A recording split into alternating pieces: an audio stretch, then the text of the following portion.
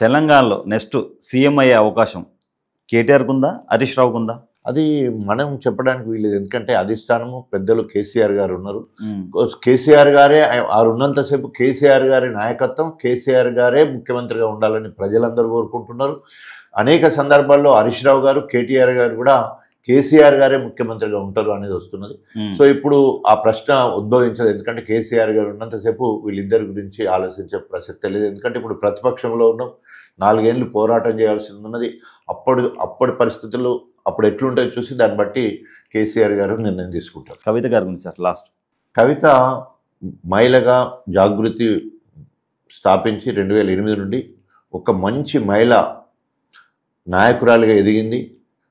తండ్రికి తగ్గ తనయురాలుగా ఈరోజు కీర్తి ఘటిస్తుంది. టీఆర్ జైలు నుంచి బయటకు వచ్చిన వాళ్ళందరూ ముఖ్యమంత్రులు అవుతారు. కవిత గారు అయ్యే అవకాశం ఉందా? దైవ చిత్తము, దేవుడి నిర్ణయం ఎట్లుందో మనం ఏం చెప్పలేము. ఇప్పుడు చాలామంది అట్లా అయిన వాళ్ళు ఉన్నారు. మహిళలందరూ కూడా జయలలిత అయింది, మమతా బెనర్జీ అయింది, చాలామంది కూడా ఎన్నో మంది మహిళలు మగవాళ్ళ కంటే ఏం తక్కువ కాదు. అన్ని రంగాలలో అన్నింటిలో ముందున్నారు. భవిష్యత్తు ఎట్లుందో దేవుడి చిత్తం. సార్ ఇంకోటి సార్, ఆంధ్ర పరిపాలన ఎలా ఉందంటారు పవన్ కళ్యాణ్ గారు అండ్ చంద్రబాబు గారు? అంటే ఆంధ్ర పరిపాలన అవకాశవాదంగా ఎట్టి పరిస్థితుల్లో గెలవాలనే ఉద్దేశంతో జస్ట్ నెల రోజులలోపే పొత్తులు కుదిరినాయి.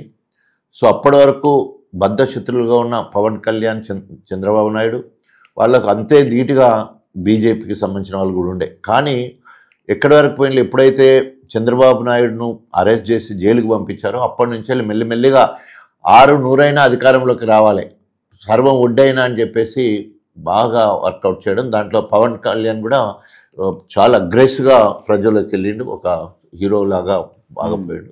అట్లాగే చంద్రబాబు మీద బాగా సానుభూతి వచ్చింది ఒకసారి జైలుకి పంపిన తర్వాత. దానికి తోడుగా కేంద్ర ప్రభుత్వం కూడా సహకరించేది ఉంటే ఈ స్పెషల్ ప్యాకేజ్ కావచ్చు, తర్వాత ఆంధ్రాలో చాలా పెండింగ్లు ఉన్నాయి.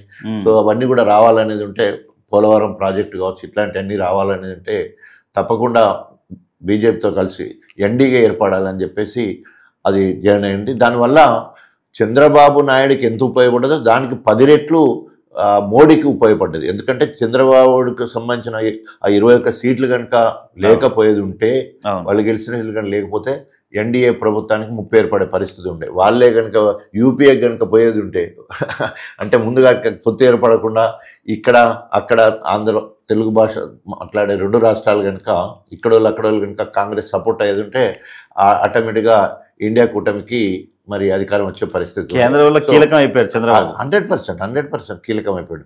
అంతకుముందు ఎన్డీఏ ప్రభుత్వం అంతకుముందు ఒకసారి కూడా అట్లాగే కీలకమైంది, ఈసారి కదా అట్లాగే కీలకమైన పరిస్థితి. అంటే సరైన సమయంలో సరైన నిర్ణయాలు, ఎదుటి పార్టీ వాళ్ళు లేదా అధికారంలో ఉన్న వాళ్ళు చేసే కొన్ని పొరపాట్లు ప్రతిపక్షాలకు కలిసి వస్తాయి. సరే ఇంకోటి, జగన్ ఓడిపోవడానికి మెయిన్ కారణం పవన్ కళ్యాణ్ని 3 పెళ్ళిళ్ళు 3 పెళ్ళాలు ఇవన్నీ వ్యతిరేకించడం వల్లే పవన్ కళ్యాణ్ నిన్ను భూపాతంలో తొక్కేస్తానన్నాడు, అన్నట్టే తొక్కేశాడు. అంటే ఒక్కొక్కసారి చెడపకుర చెడదు అంటారు కదా, ఆ రకంగా ఎవరు మాట్లాడినా కూడా బుమ్రాంగ్ అయి మళ్ళీ మనకి కొట్టే అవకాశం ఉంటుంది.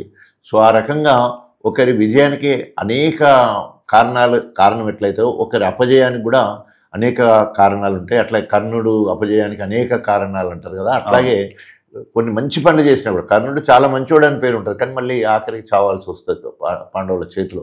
సో అట్లాగే చాలామంది బాగుపడి పని చేసిన తర్వాత ప్రజల్లో ఉండిపోతారు, కానీ ఒక్కోసారి గెలిపోవటంతో సంబంధం లేకుండా ఓడిపోతారు. అదే జగన్కి జరిగింది. అక్కడ సంక్షేమ పథకాలలో నెంబర్ 1గా బడుగు బలైన వర్గాలకు అన్ని పథకాలు అనిపించి డైరెక్ట్గా సంక్షేమ పథకాలు అయినా మొత్తం కూడా, కానీ అయినా కూడా ప్రజల తీర్పు. ఇంకొకటి మన కేటీఆర్ గారు ఒకటి అన్నారు, రేవంత్ రెడ్డి నీకన్నా ముందు చాలామంది ముఖ్యమంత్రులు వచ్చారు, పెద్ద పెద్ద ముఖ్యమంత్రులు చూసాము, నువ్వు మా తెలంగాణ భాషలో చెప్పాలంటే ఒక బుల్లి ముఖ్యమంత్రి అని చెప్పి ఒక మాట అన్నాడు. దీన్ని ఎలా చూడొచ్చు? బుల్లబ్బాయి అన్నాడు. బుల్లబ్బాయి అంటే ఏంటంటే చాలా స్థాయిని మర్చి మాట్లాడే క్రమం. ఈరోజు బీఆర్ఎస్ కార్యకర్తలు మొత్తం తెలంగాణ మొత్తాన్ని కూడా నిర్బంధంలో పెట్టిండు. ప్రజాస్వామ్యాన్ని కూని చేస్తూ కంప్లైంట్ చేయకపోతే అరెస్టులు చేసిండు. తర్వాత కౌశిక్ రెడ్డి గృహ నిర్బంధం పెట్టేసి హౌస్ అరెస్ట్ చేసి అక్కడ అరకప్పుడు గాంధీని మాత్రం వదిలేసి విచ్చలవిడిగా స్వరవిహారం చేసే విధంగా పోలీసు కస్టడీ ఇచ్చి పంపించారు. ఇవన్నీ చూస్తే ఎట్లా ఉన్నదంటే మొత్తం కూడా రేవంత్ రెడ్డి దగ్గరుండి కొట్టించే ప్రయత్నం, చంపించే ప్రయత్నం చేసినట్టు కొట్టొచ్చినట్టు కనబడుతూ ఉన్నది. తర్వాత ఎక్కడ ఆయన భాష చూస్తే ఇప్పటివరకు కూడా ఇంతకుముందు మనం మాట్లాడుకున్నాం, నాకు అట్లాంటి భాష కూడా మాట్లాడాలంటే, కానీ ఒక ముఖ్యమంత్రి అయిన తర్వాత, సరే ముఖ్యమంత్రి కానప్పుడు ఏదేదో మాట్లాడారు, ముఖ్యమంత్రి అయిన తర్వాత కూడా నేను నల్లమడ అడవులో పుట్టినోని, అక్కడి నుంచి తొక్కుకుంటూ వచ్చేస్తా అని చెప్పేసి, పేగులు మెడలేసుకుంటా అని చెప్పేసి మాట్లాడము, తొండలు లాగులు అని చెప్పేసి, ఇవన్నీ భాష చూసినప్పుడు నిజంగా ముఖ్యమంత్రి ఆయన ఇంత వీడి పిల్లలు లెక్కనో వీడి రౌడ్ లెక్క మాట్లాడుతున్నాడని ఎవరైనా అనుకుంటారు. సో దాన్ని దృష్టిలో పెట్టుకొని ఎంతోమంది ముఖ్యమంత్రులు వచ్చిన పోయిళ్ళు, ఎవరైనా కూడా కాలగర్భంలో కలిసిపోయే వాళ్ళే, నీ పతనం కూడా మొదలవుతుందని చెప్పి మరి ఆ సందర్భంగా మాట్లాడడం జరిగింది.